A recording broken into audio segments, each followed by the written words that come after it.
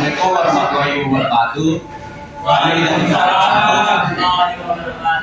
Kami dari kelompok 1 yang beranggotakan saya Yusuf Boleh Jepon, Syurga Mulyaki, saya Najwa Pianti, ingin mempresentasikan video hasil dari rangkuman yang berjudul Indonesia menjadi raja ekonomi. Dimulai dari Alfie. Ekonomi Indonesia diprediksi melesat masuk ke dalam 5 besar peringkat dunia, mengalahkan negara maju seperti Jepang, Jerman, Inggris. Indonesia menuju raja ekonomi global di menggenggam ekonomi dunia tepatnya pada tahun 2016. Indonesia ada di peringkat 8. Ada 2 dasar perhitungan dan pengukuran. Yang pertama PDB. Terakhir rilis data PDB Indonesia pada tahun 2016 berada di angka 12.000 triliun dan angka tersebut menjadi salah satu perhitungan utama. Yang kedua ada PPR. Di dalam ekonomi digunakan untuk menghitung bagaimana sebuah mata uang bisa digunakan untuk melakukan pembelian di dalam perdagangan internasional. Kedua itu orientasi nilai kemampuan rupiah untuk membeli produk-produk dunia internasional. Kemudian produk-produk bruto itulah yang menjadi perhitungan hingga posisi Indonesia dengan 2 barometer tadi berada di posisi 8.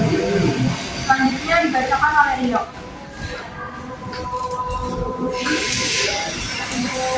Menurut PwC menyebutkan akan masuk dalam posisi 4 di tahun 2020. Kita hanya satu peringkat saja di bawah Amerika Serikat, dan bila kita lihat karakteristik negara seperti Tiongkok, India, Amerika Serikat adalah negara-negara yang memiliki populasi yang besar. Jadi kita semua dengan 2.500 juta jiwa lebih, dan 2050 pasti juga akan bertambah dan akan ada bonus demografis segmen menengah. Jadi segmen menengah adalah segmen yang memiliki pendapatan tingkat inflasi yang lebih baik. Ternyata kita lebih baik di Jepang, Jerman, dan termasuk Inggris. Negara-negara maju tersebut akan mengalami stagnasi. Selanjutnya pada komparasi pendapatan negara pada tahun 2020, Indonesia berada di posisi keempat dengan nilai ataupun juga pendapatan negara atau disebut dengan PDB berada di angka 10,5 miliar US dollar. Ada syarat-syarat untuk mencapai hal tersebut. Proyeksi tadi akan berhenti kalau pemerintah sekarang atau siapapun nanti yang menjadi nomor 1 yang memimpin negara kita tidak bisa menjalani.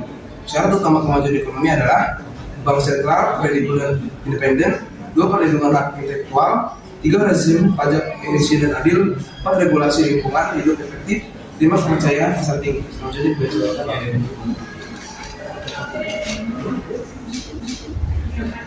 Tapi ternyata kita memiliki satu masalah, yaitu kesenjangan sosial, yaitu pada tahun 2015 kita memiliki kesenjangan sosial yang tinggi.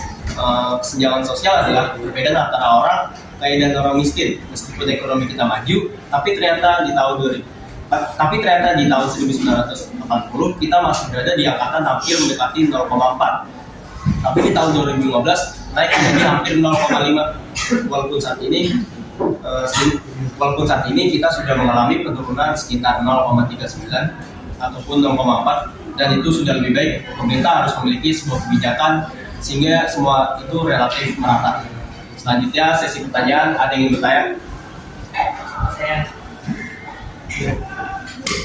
Tadi kan yang dibaca telepon di akhir rangkuman ada penjelasan tentang satu masalah Indonesia ya, yaitu berupa kesenjangan sosial yang tinggi. Saya mau bertanya, menurut kalian apa saja yang harus dilakukan pemerintah untuk mengatasi kesenjangan sosial yang tinggi di Indonesia ini?